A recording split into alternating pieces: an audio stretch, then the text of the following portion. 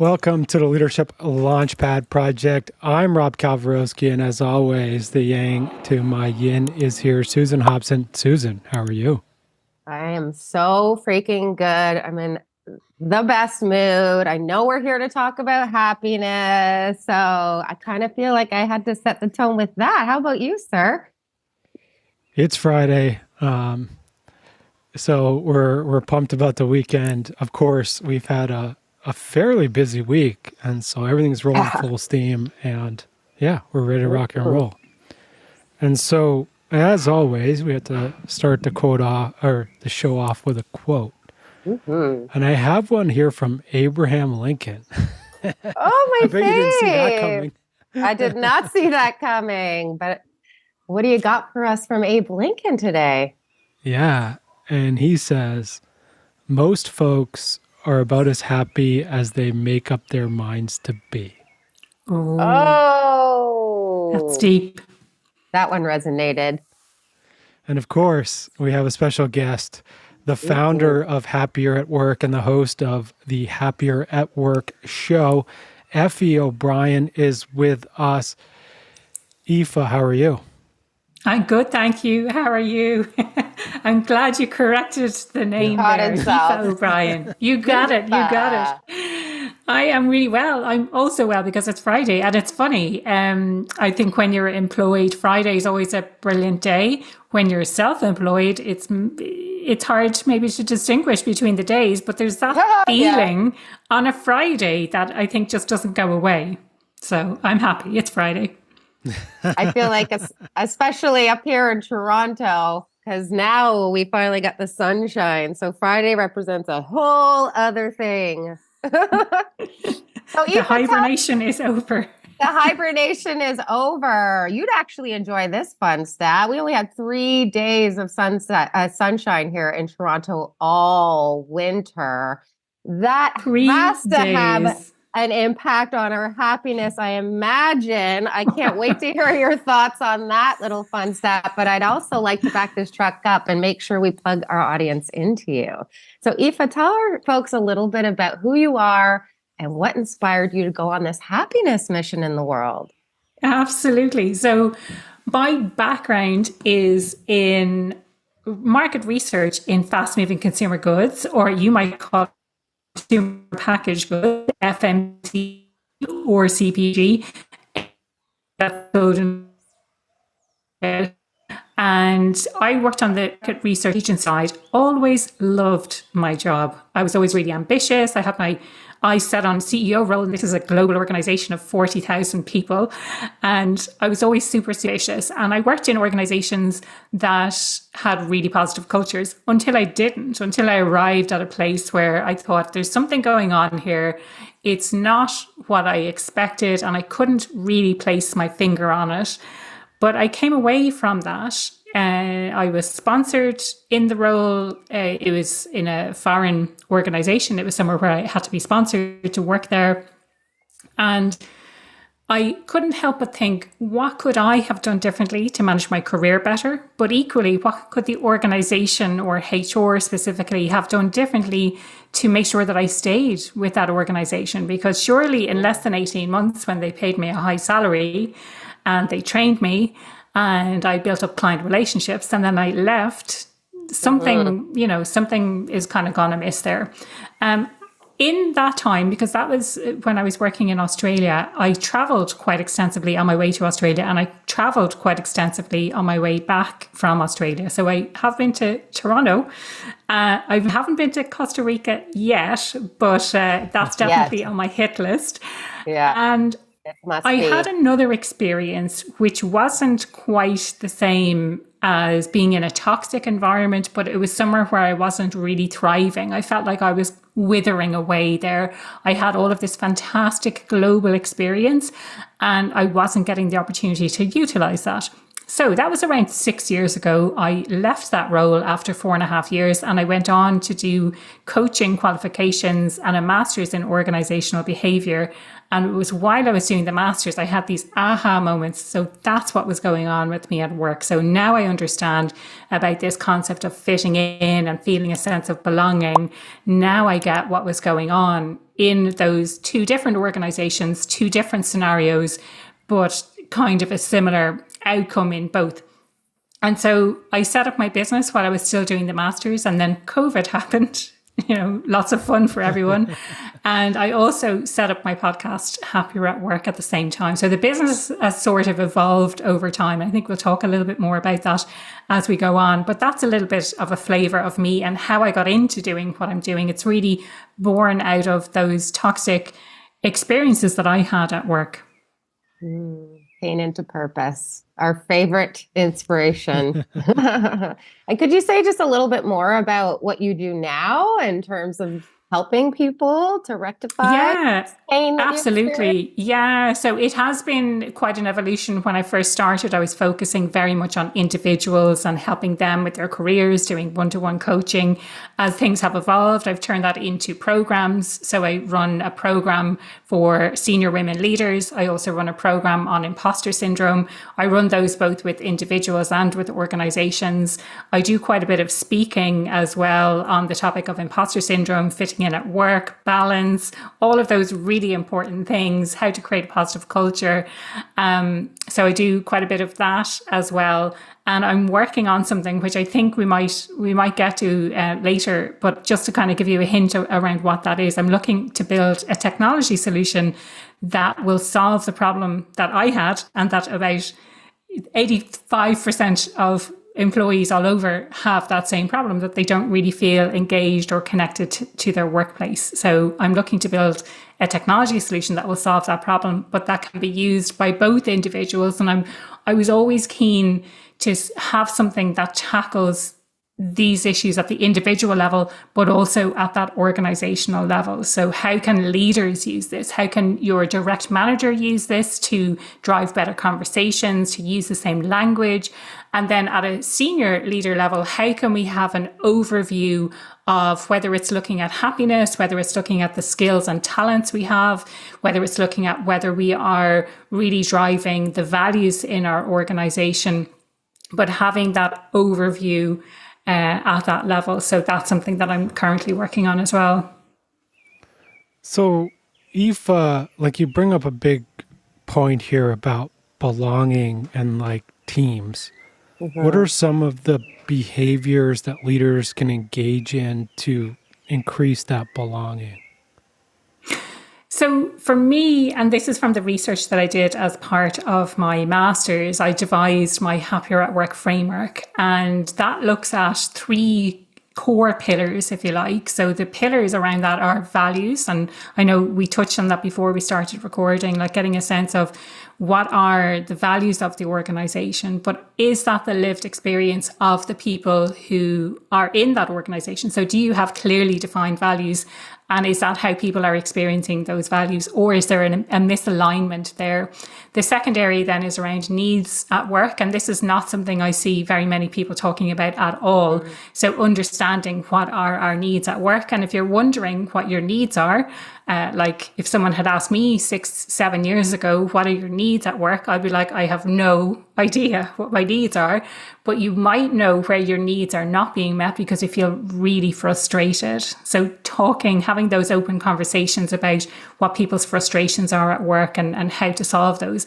And then the third element is knowing our strengths. So do you know what your strengths are, and do you have the opportunity to leverage your strengths in the work that you do? And I know certainly in my last corporate role, that was not something that was happening for me. I made a very deliberate decision to take an opportunity at the senior leadership level, but it wasn't an area that I particularly enjoyed or was particularly good at.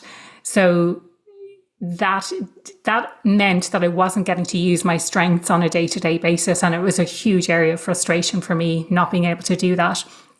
Underpinning all of that is a sense of psychological safety. So do people feel okay to speak up? You know, is it okay to challenge what's happening? Is it okay to challenge the status quo? And then the overarching thing on that is having good leaders in place. So I think that, it ties everything together. Having those leaders who can have those conversations, who can embed these pillars into an organization, I think is really important. Why do you think so many corporations out there have a hard time living in alignment with these values? Let's start at the first pillar, shall we? Yeah, I think they maybe have aspirational values. So I will share an example from my own corporate background where one of our values was simple. And simple sounds like an amazing value. And the CEO would often talk about, maybe it's not simple, maybe it's more simplify. So let's make things a little bit easier. I am a huge believer in that. Like, let's make things easier for people to do what it is you want them to do, or let's take the bureaucracy out. But this was the most bureaucratic organization I think I've ever worked in. It took me about 9 months before I really understood all of the different elements of it. That's not to mention the restructures that happen. And then you have to refigure out how things are going. So I think oftentimes when organizations come up with these values, they're done maybe from the top down, and they're very much focused on what they wish the organization was rather than being embedded in what the organization actually is. And there's nothing wrong with doing that, so long as you acknowledge that it is an aspirational value and it has to have some sort of grounding in reality. So the value of simple in an organization as large as the one that we worked in and as bureaucratic as the one that we worked in, it causes a bit of mistrust, I think. So when you're saying, oh, well, we value simplicity, or we value things that are simple, we want to simplify things, and then you don't live that behavior, it kind of makes you think, okay, so if you're lying about this, what else are you lying about? So I think it's so important to get that piece right. Mm-hmm. It's funny you say that. Is of course, like, I worked 10 years in heavy industry, and every company in heavy industry has a value of safety, and it's always safety is number one. Yeah. And I have, I don't know, tons of examples where that was not the case. But it's always funny because we also joke about it in that space. It's like, no, this is what we're hoping to be on the wall and not what we actually do. And I guess if the question that I have is, sometimes those values, like, they're on the wall and they're nice and people think about them, but they don't always know what to do. Yeah. Like, how do you recommend leaders sort of teach or coach values in terms of, like, this is what this means on a day-to-day basis? Yeah. I think we need to be really explicit on what the value means, because people can have specific words that they use for specific behaviors, but it might not be the same word that someone else uses. So I think we need to be really clear when we're talking about those values. And I've seen organizations who, rather than using individual words, they'll use a sentence to explain what the value means. So they're kind of moving away from using single words. We were encouraged at our end of year reviews to share, I think, just one example of how we lived the values. But I think that sort of defeats the purpose. Really, the living of the values should be something that's embedded in the culture. It should be something that you do on a day-to-day basis, and not just picking up on, well, here's one example of how I lived the values. It should be something like, here's something I did ongoing for the entire year to demonstrate how I was living those values. Oh, I got to jump in again. Go for it. You said the magic word culture. Yeah. So first off, what does culture mean to you?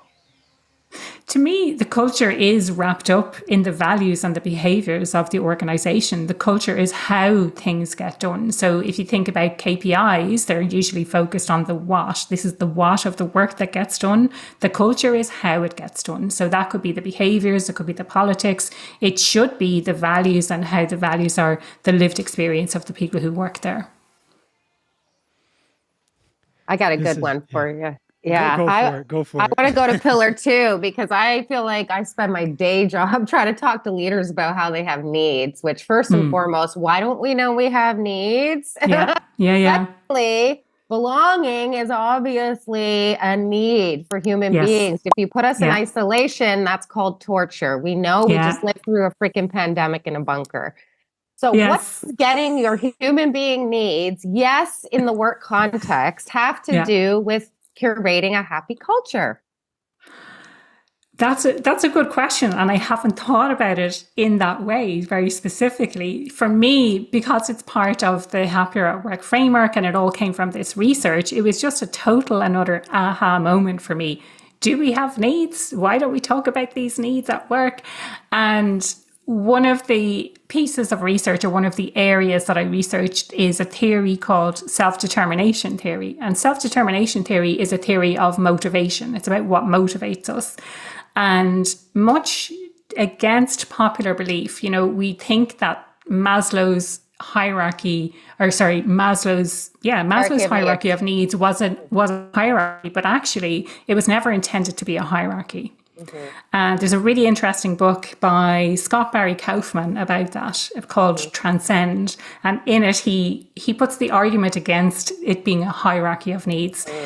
We were very much dissuaded from even referencing the hierarchy of needs when I was doing the master's as well. So when I looked at this theory of self-determination, it was about 3 of our universal needs at work, which is the need for autonomy, the need for relatedness, which is this sense of belonging, and the need for competence. So first of all, autonomy.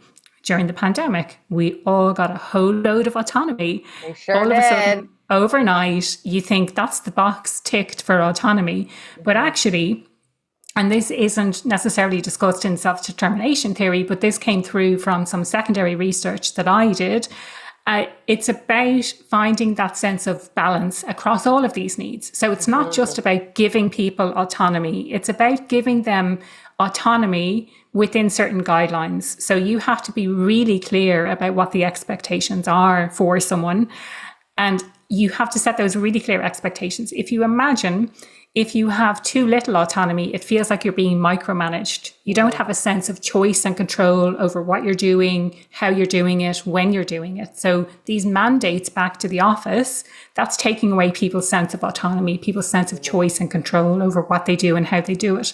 But if you go to the other end of that and you give people too much autonomy without necessarily providing the guidance and the direction that they need in order to get their job done, they might be flailing about trying to figure out, what are the expectations here? What am I supposed to be doing? And expending a lot of energy doing that at the same time. So that's autonomy. Relatedness then, as you mentioned already, Susan, this sense of belonging. So it's how you relate to other people that you work with. And I think it's so important to feel that connection with other people, that you're getting together to solve this problem and you're working and you're interdependent on each other. The other thing in relation to that I talk about is understanding the impact that you're having. So if I understand really clearly what I do on a day-to-day basis, because I'm here and I'm working and I'm hopefully delivering on my objectives, but I need to understand how that relates to, first of all, my own career. How is this helping me to progress in my career? But also at the same time, how is this helping the team? How is this helping the department or the overall organization to meet their objectives? How is this helping the internal customers that I have? How is it helping the external customers that I have? So having a really clear indication of that is important as well. And then the third need is our need for competence, and that's feeling capable of doing your job. So similar to autonomy, if you feel like you have too much competence, which I've been in roles where I'm like, I'm overqualified for this, I could do this with my eyes closed, you don't have a sense of challenge. You don't feel like you're getting into something really meaty, that you're solving a big problem. But then equally, if you don't feel like you have enough competence, maybe you have imposter syndrome. Maybe you're feeling like you're in over your head, you're out of your depth, whatever words you want to use. So it's so important to get that balance right. So a balance between having the support, having the clear clear guidance and direction, and also having sufficient challenge at the same time. Now those are all needs that everyone has. They're universal needs. We also have individual needs that we may not realize. But as I mentioned, if you're frustrated at work, maybe you understand a little bit more about what your needs are. But just to give an example of what something like that could be, it could be a stability. So like you want to have a stable job, a stable income. It could be something like power, that you need to be, feel like you have a good status at work. It could be something like recognition as well, that you feel like you're being recognized for the contribution that you're making. It could be having a higher purpose. So you're doing something beyond yourself. And if you imagine in not-for-profit sector, that would be quite high, like people's need for this, like I'm doing something beyond just myself. Mm. Yeah, and I feel like connection, it releases oxytocin, right? So that's a massively important aspect of how we're even able to access a happy state as well. And it's so true what you were saying, right? Is like if you're feeling frustrated, obviously there's some needs that are unmet. And when there's needs that are unmet, that leaves us in a deficit. That's scarcity, not abundance. Yeah. And abundance is another massively important aspect from a mindset perspective of how we even access a happy state, right? The attitude of gratitude is the quickest route to happiness. Love it.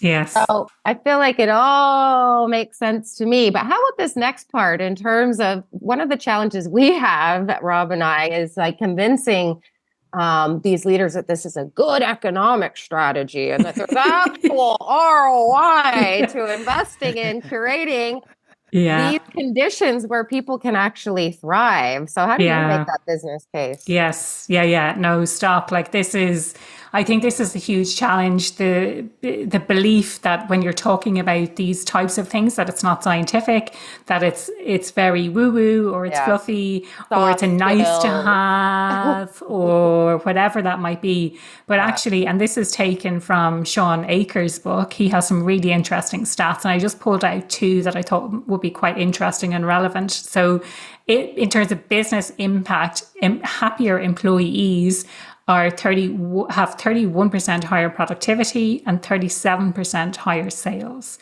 So it's not just about doing it because it's the right thing, doing it because it's about creating this positive work culture. It actually has an impact on the bottom line. So if that's your only reason for doing it, then let that be the reason. And I know that there are people out there for whom this will be the only reason that they do it. They're not doing it because it's the right thing. They're not doing it because they themselves would like to work in a positive work culture. They're doing it because they know that it's going to drive results. Yes, I love it. We're all about results. In the business world, that's what it comes down to, that those decision makers, right? You got to make that case. Exactly. As if it's not obvious from everything else that you just rolled out. Where do we go here in 2024 in terms of our leaders that we're working with and developing them?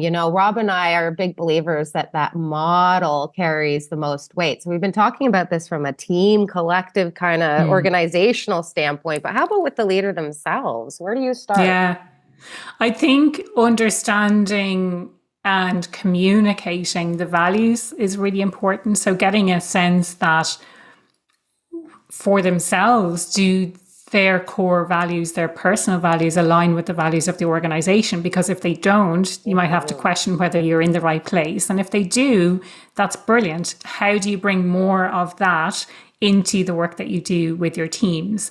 I think then as an individual, understanding what your needs are. So not just having those conversations with your team and having that language to be able to talk to them about what their needs are. But I think as an individual, are my needs being met at work, and what needs are being met and what needs are not currently being met, and how do I address that? And then do I get to leverage my strengths? This is not something that I thought about when I was in that senior leadership position. I kind of had a vague idea, and people told me I would be much better in this other department, which I wanted to go into, but there wasn't an opening there. There wasn't an opportunity. but I never really thought how much of a detriment that would have on my own mental health, on my own ability to show up, my own motivation to do the job as well. So I think understanding what your own strengths are and how to do those. And then like the recognition piece as well. Are you recognizing yourself for doing a good job? Are you getting that external recognition from other people? And are you recognizing other people for a job well done as well? It's funny, the strengths and identifying your own strengths and then also recognizing yourself is probably some of the two biggest things that Susan and I work on with leaders every day. Yeah. Yeah, and that's It's not something that we talk about enough, I think. No. And this idea that we're all good at something, and this idea of the unique capabilities that we have, the unique things that we bring to a workplace, it's so important to recognize that. But then to understand in the wider context, if I'm good, and the example I always think of is the big picture thinkers versus the detail oriented people. So how do we put people working together who have these complementary strengths? And it's not a case of, this is my weakness and I need to overcome my weakness. This is a weakness that I'm aware of. How do I get help with that from someone who is really strong in that area? How do I get the support that I need?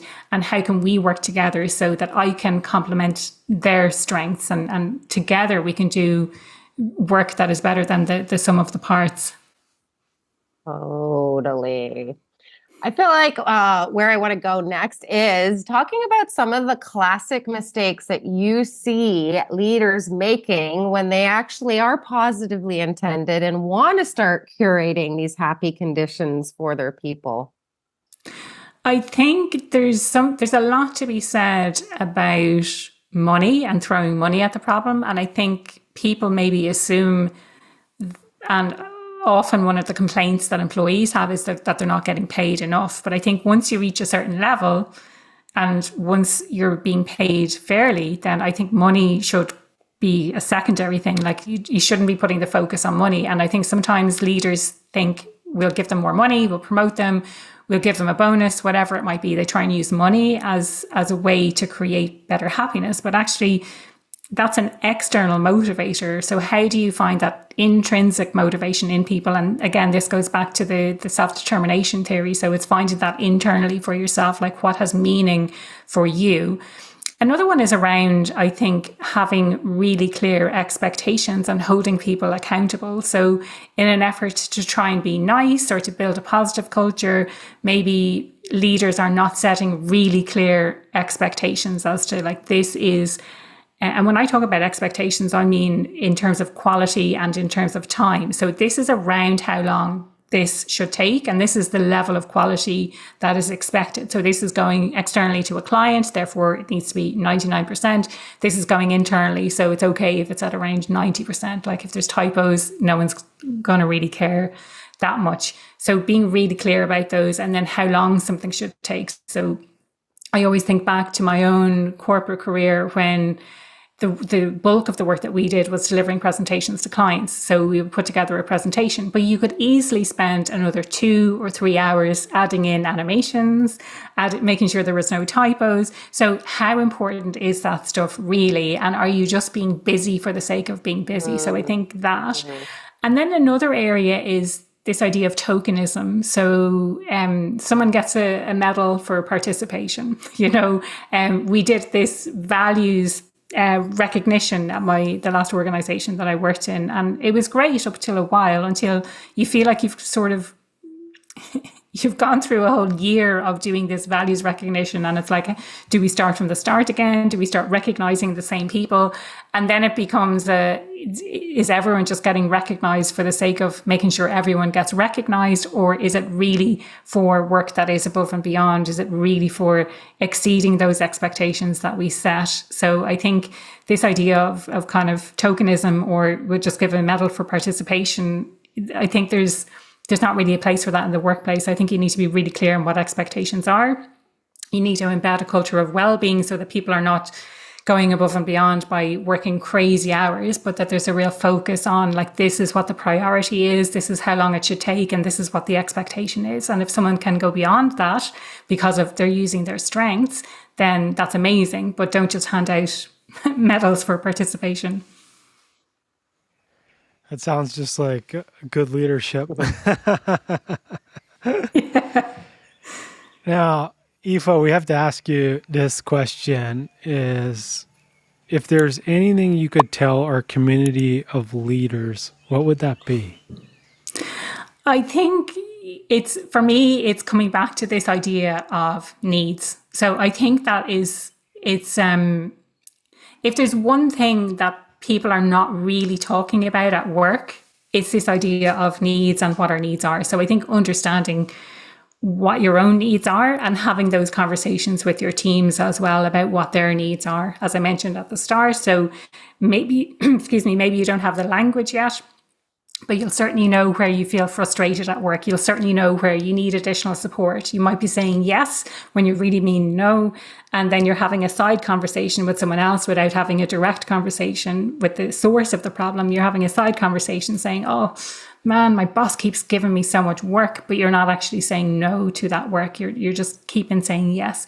So I think having an understanding of what your needs are. So I mentioned there's autonomy, relatedness, and competence, which is they are the three universal needs that everyone has at work. And it's about finding that balance in those needs. So not having too much or too little of any of those, but then understanding your unique needs that you have. Maybe you have a need for variety at work and you're not getting that. You're getting stuck working on spreadsheets all day. And for me, that's something I actually might quite enjoy. I'm a little bit different from other people. I love getting stuck into that focused work in a spreadsheet, but maybe that could be stifling for someone else. So really having a think about your day to day. What is your experience? Where are you feeling that sense of frustration? What do you think needs to change?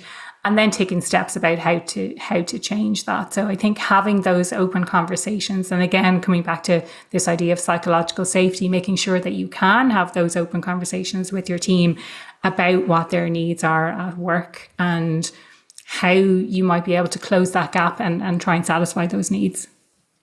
I was just thinking about what spreadsheets I can get Susan to work on. No! Variety in her work. That's why he's the yin to my yang, because he loves a good spreadsheet. And I can't even. I go cross-eyed immediately when I look at them. If I have to pull out our big guns, I'd be remiss if I didn't ask you our big legacy question before we let you go today. So what do you want the legacy of all this happiness mission work that you're doing in the world to be someday? Yeah, I mean, if I'm thinking big, and I think we have to think big with these things, don't we? It's that I've had a huge impact on the world of work, that the thinking I'm doing, the educating, the podcast that I have, and the platform that I'm looking to build can really have a positive impact on people's experience at work on an individual basis, but also from that strategic level, that people can use it to make better decisions at work with their teams by understanding their needs, by understanding their strengths, and by understanding their values. So that's my big thing, to be remembered for that, to have that type of impact.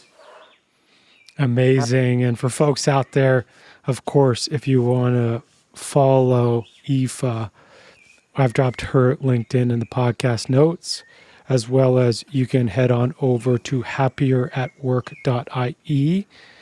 Is there anything else and then of course, wherever you're listening to the Leadership Launchpad Project, head on over, just search for Happier at Work, subscribe there. You can hear my interview at some point. Yes. On Happier at Work as well. So check that out. And Aoife, is there anything else? I mean, you mentioned the platform. Where can folks go to learn more, or is there anything else you're working on that you want to tell us about? I think the best way to connect with me is through LinkedIn, and I'll spell my name because you're saying it perfectly, Rob, but people won't know how to spell it. So it's spelled Aoife, and my surname is O'Brien, which I think is fairly standard, but you'll find me on LinkedIn if you want to ask about the platform, if you want to get involved in the research that I'm doing to build the platform, then absolutely feel free to reach out. And that's it. That's what's keeping me busy at the moment. So nothing else to share in terms of anything that I'm working on. Like, that's a big thing. Oh, sorry, I should also share, and this is probably the first time I'm saying it publicly, but I'm working on a book at the same time. I want to have a book that will kind of complement, let's say, all of the theories that go into building this platform. So the book should act as a inspiration for someone to change how they're working from, this would be for leaders initially, and then I will get on to more the career side of things. But this is the first time I'm sharing publicly, but that's something that I'm working on this year. And like I say, it should complement the platform as well. Amazing. And yeah, absolutely. When the platform and the book are ready, let us know. We'll have you back on for sure to talk about it. Amazing. Thank you so much. Yeah. And obviously for our folks, hit subscribe to Leadership Launchpad Project on your favorite podcast platform, and hit subscribe to Happier at Work podcast as well. And then for all things one-on-one executive coaching, group leadership programs, mindset coaching, and more, head on over to elitehighperformance.com for all of that. Susan, is there anything you want to leave our folks with today? Who would have thunk it? The way we feel actually drives our performance. Yes, even on a work perspective. Yes, folks, this is one of the biggest performance driving strategies of them all. And as we heard from Aoife today, it's all about understanding what we need, what our people need in the context of work. And that really is the whole secret sauce, I feel like, to being able to curate the highest performing teams on the planet. We know the stats back that up. So thank you, Aoife, for coming in today and making this case. Thank you. It's been an absolute pleasure. I love talking about this stuff. I could absolutely talk about it all day. So thank you for the opportunity. Absolutely. And for me, I want to leave folks with this, right? Is when we talk about emotions and we talk about unmet needs, these are, the window is through the emotions. The window is excavating what's going on in your mindset. And we can help you with that. But also, you can dig into how you feel and start to piece together what Aoife mentioned about, these three core needs. What other needs do you have? These are things that you can do, and then also start to cultivate your strengths and your values. That'll take you pretty far. So, yeah, everyone out there, I hope you hear us loud and clear. Start working on it. Of course, you can reach out to Aoife. You can reach out to Susan or I. We're here to help you as well. And we'll see you all next week. Bye, everyone.